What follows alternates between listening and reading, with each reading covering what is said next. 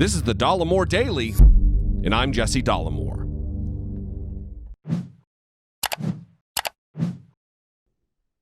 Even casual observers, non-super politically active individuals in this country who have witnessed Donald Trump over the course of the last 4 years understand how he got into the White House. That he preyed upon people's fears. He incited paranoia that the white majority in this country is losing ground. And largely, demographic data show us that that is true. We are becoming a more diverse country. And to a lot of people, that is terrifying. Donald Trump took advantage of that. And it looks like he is going to continue, no shocker, he's going to continue to do that in 2020. However, this time, and I'm going to get to the polling data, it looks like it's not going to work. It looks like people have soured on his message of division and racism and hatred, and they're looking a different direction. And fortunately or unfortunately, depending on where you stand and who you're looking at, it looks like it's going to be Joe Biden, that other choice. Donald Trump has turned the hobby of racism into a cottage industry for politics. Kneeling for the national anthem, denigrating people who are exerting their First Amendment right under the Constitution that he swore to uphold and defend and protect against all enemies, foreign and domestic. His unnecessary racist border wall, his Muslim bans, his unmatched passion for Confederate monuments and symbols, threatening to veto a defense authorization budget of $740 billion if we try to rename American military installations from the names of racist traitors to America to something more appropriate. Well, he's at it again. Just this morning, just yesterday, this video will post the next day, so yesterday for you, Donald Trump went on a tweet frenzy, as he always does, this time weighing in on the renaming of the Cleveland Indians and the Washington Redskins.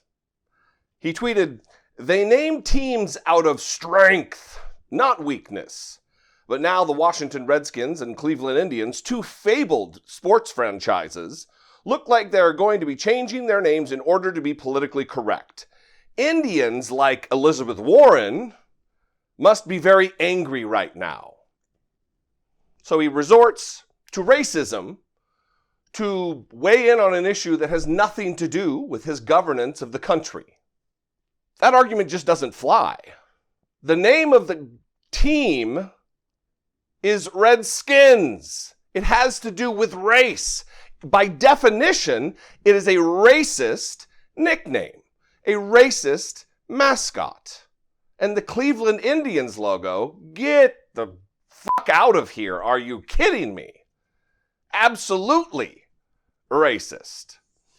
So one, Donald Trump is trying to whip up frenzy because he's betting on racists to get reelected.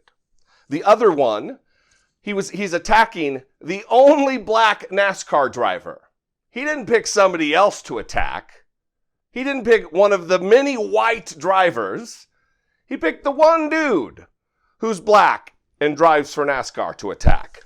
Tweeting, "Has Bubba Wallace apologized to all of those great NASCAR drivers and officials who came to his aid, stood by his side, and were willing to sacrifice everything for him, only to find out that the whole thing was just another hoax. That and flag decision has caused lowest ratings ever." Well, first of all, Bubba Wallace has nothing to apologize for. He's not the one that initiated the investigation into the noose that was found in the garage that his team works out of. It was NASCAR. The corporation decided to call in the authorities to investigate. And this is just another example of Donald Trump betting on the fact that his racist fans, his racist supporters, are going to jump on board on this. His miscalculation comes in the fact that people are tired of his games. And I believe the majority of the country isn't racist. I think the vast majority of people are good and decent and empathetic. And they don't want to take part in this. Well, his liar, the woman who lies for him in the White House, the White House press briefing room, Kayleigh McEnany, was asked about this yesterday. And she performed admirably for a liar. Here it is. Peter. Kayleigh, I want to ask you just a couple questions. The first one, why is the president so supportive of flying the Confederate flag? So I think you're referring to a tweet this morning, is that right? Correct. Well, I think you're mischaracterizing the tweet. The tweet was aimed at pointing out that the FBI report of the alleged hate crime at NASCAR concluded that the garage door pull, which had been there since last fall, was obviously not targeted at a specific individual because in fact it was a garage pull, and in fact it was there since last fall, long before these 43 teams arrived, and it was concluded by the FBI that this was, quote, not an intentional racist act. For clarity, I'm asking you about the Confederate flag. So my question is, why is the president so supportive of flying the Confederate flag? The president never said that. Again, you're taking his tweet completely out of context. The president said that NASCAR saw bad ratings because they took down the Confederate flag, banned the Confederate flag. Does he believe NASCAR should fly the Confederate flag, and why don't they fly it here? The whole point of the tweet was to note the incident, the alleged hate crime, that it in fact was not a hate crime. At the very end,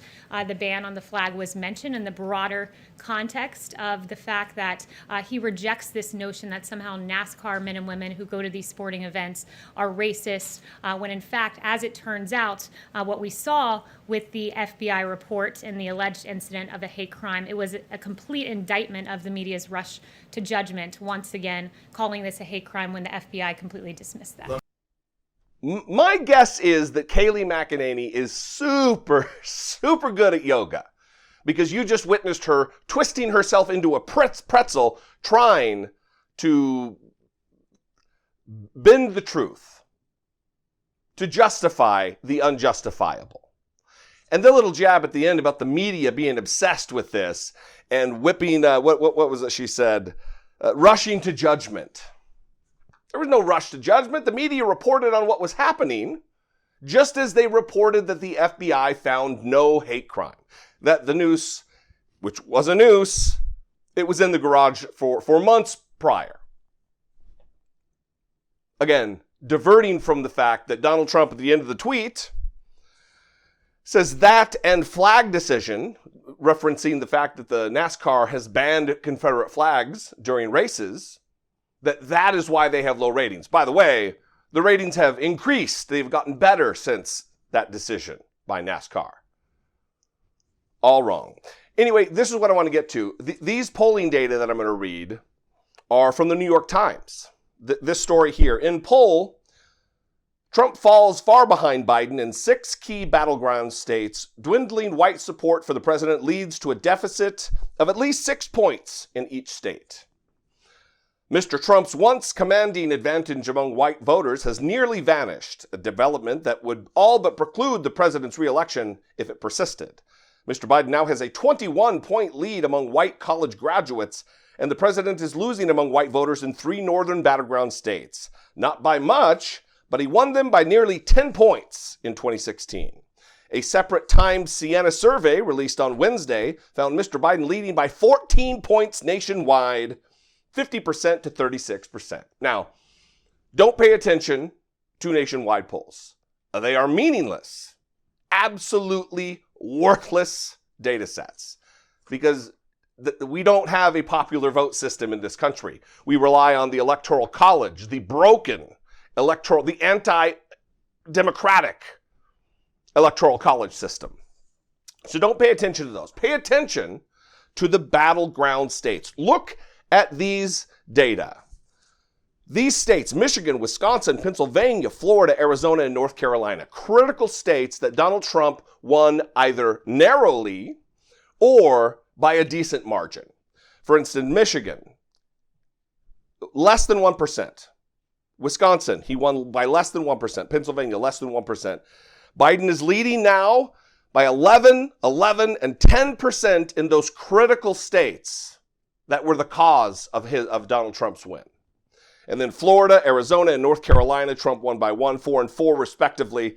And 6% Biden leads, 7-point lead in Arizona, and a 9-point lead in North Carolina. This is all very good news. And there is a cause of this. And it's not what you think. Remember Donald Trump after the Nevada caucuses when he won? And he proclaimed that they won with the poorly educated, and he loves the poorly educated. If you don't, let me remind you. We won with poorly educated. I love the poorly educated.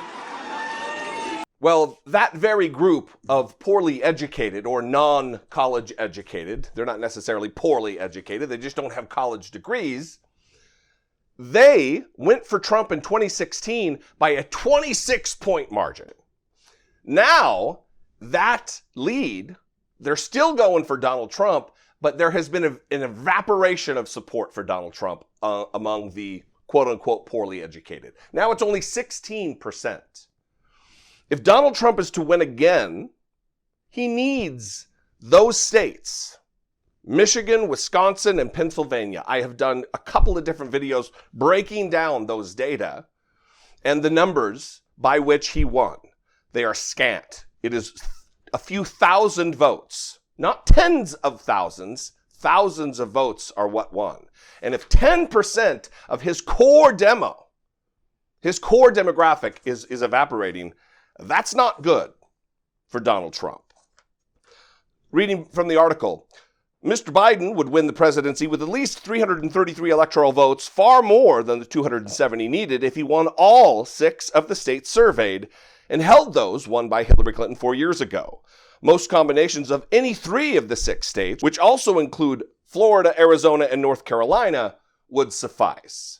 Now again, don't let national polling get in your head. This is what we need to focus on. Regional data. State by state, these battleground states. Anyway, there's a bunch more here, but this is good news. Actually, there is one more element that I want to talk about. And it does deal with Donald Trump's divisive, racist strategy, his hate strategy. And that is the fact that people are supporting, in the wake of George Floyd's murder, on camera, the 8 minutes and 46 seconds of brutality and torture that the man died under. Black Lives Matter has seen a uptick in support among Americans. From the article, national polls suggest that Black Lives Matter movement has become significantly more popular since the 2016 election. The Times Siena poll finds that white voters in the battleground states support the recent protests and agree that the movement's major complaints about the criminal justice system, including that the death of Mr. Floyd is part of a broader pattern of excessive police violence, and that the criminal justice system is biased against African Americans. They disapprove of how the president is handling both the recent protests and race relations more generally. Now, look at this chart. This shows the exact uptick that we're talking about. A 28-point swing in only 2 weeks. This happened about 10 days ago or so. That is remarkable. Americans generally don't flip on a dime on topics. We witnessed it with gay marriage in 2015 or the subsequent months leading up to that decision. And we're witnessing it with Black Lives Matter right now too. But Donald Trump is betting the other way. He is betting that his silent majority, he calls them, and they are not. They are a very vocal, tiny minority of people who are virulently racist. He is betting that they are going to carry him to win again in November, and they are not. So take heart that Donald Trump's, or in my assessment, Donald Trump's strategy, his hate strategy, isn't going to pan out this time. His strategy of division isn't working. I'd love to know what you think, though. You can call me. You can email me daily at dollemore.com. I appreciate you guys so much. Thank you for tuning in and engaging with my content. If you're not subscribed, I don't know why not. I think it's maybe the greatest decision you'll make for the next few moments if you decide to do it. Anyway, I love you guys. Thank you very much. I'll see you next time. Be genuine. Take care of one another.